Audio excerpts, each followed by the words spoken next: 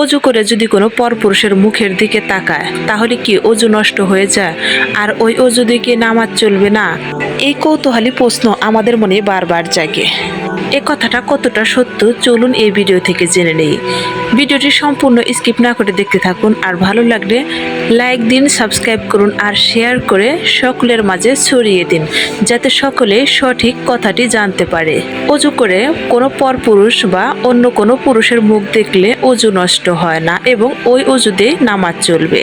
চলুন বিস্তারিতভাবে জেনে নেই কি কি কারণে অজু নষ্ট হয়ে যায়। অজু নষ্ট হয়ে যায় বিশেষ 5টি কারণে। নাম্বার 1, পেশাব পায়খানা করা।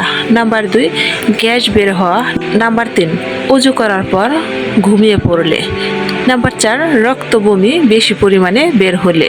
নাম্বার 5, স্বামী স্ত্রীর মধ্যে সরাসরি স্পর্শ।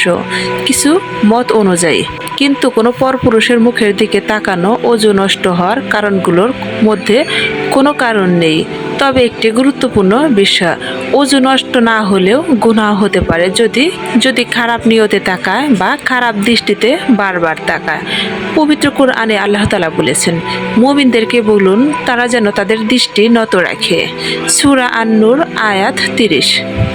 শুধু তাকালে অজু নষ্ট হয় না, কিন্তু খারাপ নিয়তেও তাকানো হারাম, তাই দৃষ্টি সংযত রাখা উত্তম।